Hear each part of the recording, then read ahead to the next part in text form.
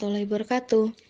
Di sini kami kelompok 2 akan mempresentasikan hasil diskusi kami tentang pembelajaran berdiferensiasi.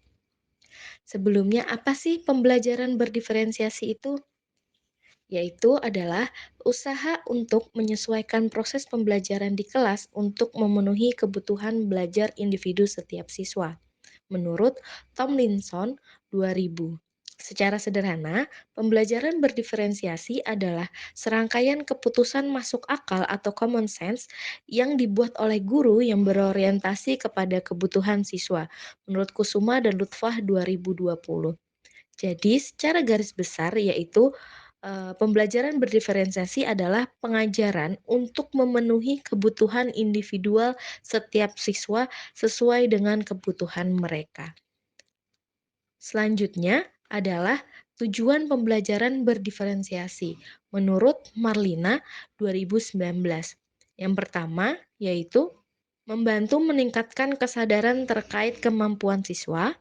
Yang kedua, meningkatkan motivasi dan hasil belajar siswa. Yang ketiga, meningkatkan relasi yang kuat antar guru dan siswa. Yang keempat, membantu siswa menjadi pelajar yang mandiri. Contoh keberagaman anak di kelas. Yang pertama, keberagaman gender. Terdapat dua jenis gender, yaitu perempuan dan laki-laki. Baik anak perempuan ataupun anak laki-laki memiliki hak-hak yang sama di dalam pendidikan. Anak perempuan maupun anak laki-laki mempunyai hak untuk mendapatkan pendidikan, hak dalam proses pendidikan, serta hak akan hasil pendidikan yang adil. Selanjutnya, keberagaman bahasa. Keragaman bahasa daerah memberi warna dalam sistem pendidikan di Indonesia.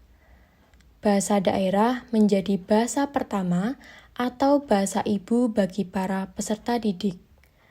Kemudian disatukan dalam komunitas pendidikan menggunakan bahasa negara atau bahasa nasional, yaitu bahasa Indonesia sebagai bahasa pendidikan.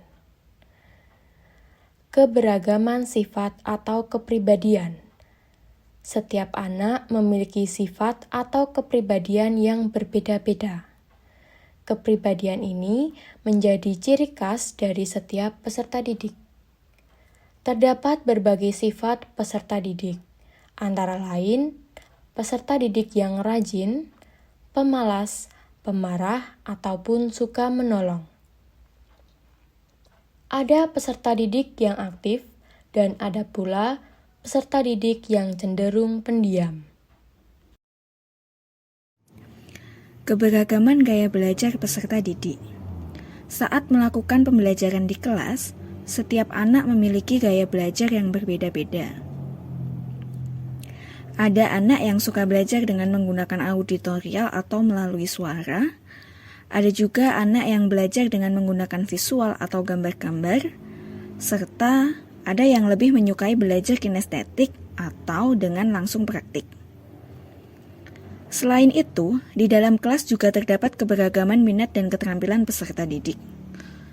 Setiap peserta didik juga memiliki minat dan keterampilan yang berbeda-beda. Antara lain, ada peserta didik yang terampil dalam menggambar atau ahli di bidang seni, ada yang menyukai pembelajaran yang berhubungan dengan angka, ada yang menyukai pembelajaran praktikum, dan ada juga peserta didik yang senang dengan pembelajaran umum. Keberagaman tingkat kognitif atau pemahaman peserta didik. Peserta didik juga memiliki tingkat pemahaman yang berbeda-beda, yaitu ada anak yang dapat dengan cepat memahami materi pembelajaran, ada juga anak yang termasuk kategori sedang dalam memahami pembelajaran, dan ada pula yang termasuk dalam kategori rendah atau lambat dalam menangkap materi pembelajaran, sehingga mereka membutuhkan bimbingan lebih bagi guru untuk mengajarinya. Selanjutnya, keberagaman anak di kelas adalah keberagaman latar belakang. Di antaranya, latar belakang agama. Perlu ditanamkan sikap toleransi pada anak supaya dapat berinteraksi dengan baik dalam belajar, meskipun memeluk agama yang berbeda. Kemudian, latar belakang sosial budaya. Anak yang dilatar belakangi kehidupan sosial yang baik cenderung mudah bergaul, percaya diri, dan tipe pendengar yang baik. Selanjutnya, latar belakang keluarga. Kondisi keluarga yang harmonis dapat membuat anak memiliki sikap peduli dengan teman, suasana hati yang ceria, dan mudah fokus dalam belajar. Ada 4 teori yang melatar belakangi perlunya pembelajaran yang berdiferensiasi. Yang pertama, teori sistem ekologi. Yang kedua, teori multiple intelligence. Yang ketiga, teori zone of proximal development. Yang keempat, learning modalities. Teori sistem ekologi, Uri Bronfenbrenner merupakan ahli yang mengemukakan teori sistem mengenai ekologi yang menjelaskan perkembangan individu dalam interaksinya dengan lingkungan yang di luar dirinya yang terus-menerus mempengaruhi segala aspek perkembangan. Hayes DKK 2017. Teori sistem ekologi merupakan pandangan sosiokultural Bronfenbrenner tentang perkembangan yang terdiri dari 5 sistem lingkungan. Sistem ekologi yang pertama, mikrosistem, merupakan interaksi anak dengan lingkungan yang paling dekat, antara orang tua dengan sebaya, tetangga maupun teman sekolah. Sistem ekologi yang kedua, mesosistem, merupakan hubungan antara mikrosistem, sebagai contoh hubungan antara orang tua berinteraksi dengan guru dalam sistem sekolah, pelayanan kesehatan berinteraksi dengan keluarga anak, dan interaksi antar orang tua anak dengan temannya. Sistem ekologi yang ketiga, ekosistem, yaitu kondisi yang mempengaruhi perkembangan anak di lingkungan rumah namun tidak terlibat secara langsung dengan anak. Contohnya adalah ayah dengan bos dan guru berinteraksi dengan kepala sekolah. Sistem ekologi yang keempat, makrosistem, merupakan perkembangan anak dipengaruhi oleh ideologi hukum masyarakat dan budaya politik. Sistem ekologi yang kelima, kronosistem, mencangkup berbagai peristiwa hidup yang penting pada setiap individu. Teori selanjutnya adalah teori multiple intelligence. Teori ini dicetuskan dan dikembangkan oleh Howard Gardner 1993. Teori ini disebut juga dengan kecerdasan majemuk, yaitu kemampuan pemecahan masalah dengan penyelesaian yang beraneka ragam. Terdapat 8 bentuk kecerdasan. Kecerdasan yang pertama, kecerdasan verbal linguistik, merupakan kemampuan berbahasa, misalnya saja melalui membaca, menulis, dan berbicara. Bentuk kecerdasan yang kedua, kecerdasan logis matematis, kecerdasan dalam mengolah angka, matematika, dan logika untuk menemukan dan memahami berbagai pola, seperti pola pikir, pola visual, pola jumlah, ataupun pola warna. Bentuk kecerdasan yang ketiga, kecerdasan spasial visual, merupakan kemampuan pada bidang ruang dan gambar. Individu memiliki kekuatan dalam imajinasi. Bentuk kecerdasan yang keempat, kecerdasan kinestetik jasmani, kemampuan dalam koordinasi anggota tubuh dan keseimbangan, dapat berupa aktivitas fisik seperti olahraga, menari, naik sepeda, dan lain sebagainya. Bentuk kecerdasan yang kelima, kecerdasan musikal.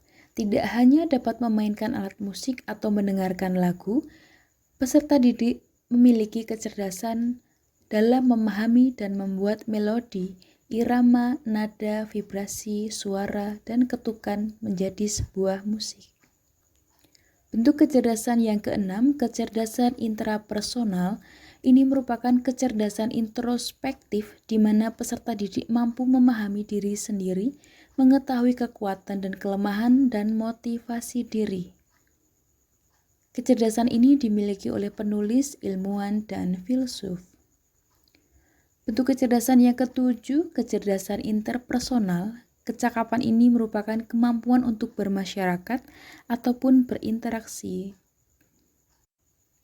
Kecerdasan yang kedelapan yaitu kecerdasan naturalis, merupakan kemampuan untuk mengenali dan mengkategorikan tanaman, hewan, dan benda-benda lain di alam, serta tertarik mempelajari spesies makhluk hidup.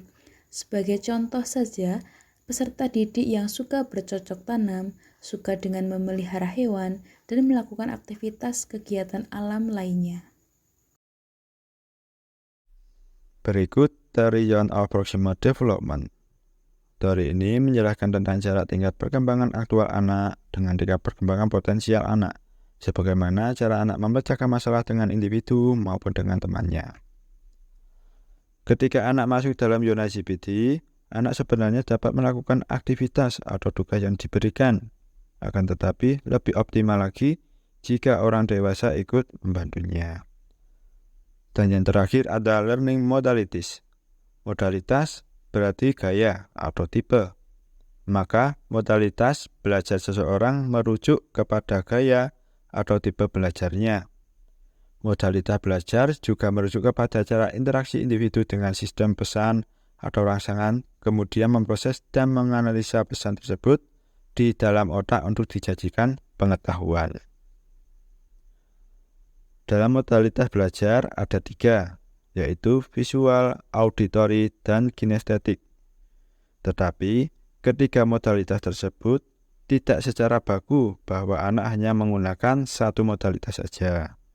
Bisa saja anak bisa menggunakan lebih dari satu modalitas, atau anak termasuk di dalam pembelajaran yang multimodal. Demikianlah tadi pembahasan mengenai pembelajaran berdiferensiasi. Dari kami pamit undur diri dan sampai jumpa di kesempatan selanjutnya.